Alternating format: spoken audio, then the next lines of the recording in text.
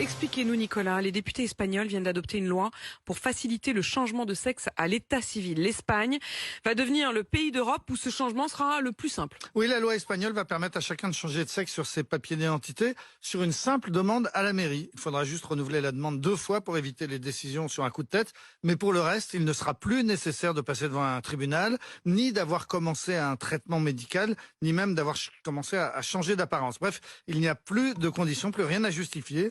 Tout homme peut devenir femme et toute femme peut devenir homme, et cela dès l'âge de 16 ans, et même 14 ans avec l'autorisation des parents, et même dès 12 ans, mais pour le coup en passant devant un tribunal. C'est ce qu'on appelle l'autodétermination de genre. La loi entrera en vigueur dans quelques semaines après son adoption au Sénat. Est-ce que c'est une première en Europe ?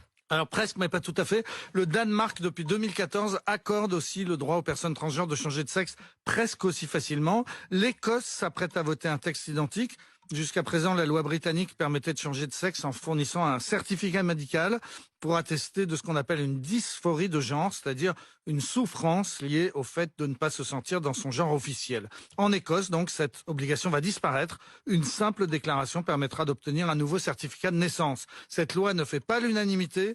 Les féministes estiment que si l'on nie le sexe, alors on nie aussi les inégalités sexuelles et donc on fait reculer le combat des femmes. C'est par exemple ce que défend l'Écossaise d'adoption la plus célèbre, J.K. Rowling, l'auteur d'Harry Potter. Et en Espagne, il y a exactement le même débat très vif. En France, que dit la loi ?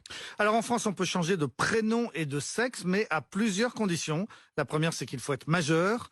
La seconde, c'est qu'il faut prouver que son genre officiel ne correspond pas à sa réalité. Il faut déjà avoir changé de prénom ou bien il faut être connu de son entourage familial et professionnel sous le sexe que l'on revendique. Ou bien encore, il faut se présenter physiquement comme appartenant au sexe que l'on désire se voir assigner. Bref, la loi française demande qu'un homme qui veut devenir femme ressemble déjà un peu à une femme ou s'habille comme une femme. Et in fine, c'est le tribunal de grande instance qui tranche.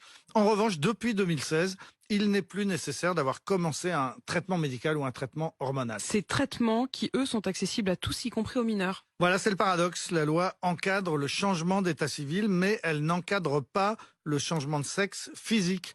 Les traitements hormonaux ou les opérations chirurgicales relèvent de la seule décision d'un médecin à qui on demande de s'assurer du consentement éclairé des mineurs. Et les parents de ces mineurs concernés s'étonnent souvent de voir que leurs enfants peuvent très vite et assez facilement se voir prescrire des actes médicaux qui parfois sont irréversibles. Une récente enquête du Journal du Dimanche montrait que le nombre d'adolescents qui entament une conversion explose en ce moment. Les consultations spécialisées dans les hôpitaux français ne reçoivent plus que sur liste d'attente. Ils sont débordés. Majoritairement, ce sont des jeunes filles qui consultent pour qu'on les aide à devenir des garçons. La Suède a été le premier pays au monde dès 1972 à reconnaître les personnes transgenres et à les assister médicalement. Mais justement, la Suède est aussi le premier pays qui recule actuellement. Le nombre des diagnostics pour troubles liés au genre avait augmenté de 2000% en 10 ans. Et finalement, donc, le pays a décidé désormais de ne plus accorder de traitements hormonaux aux mineurs.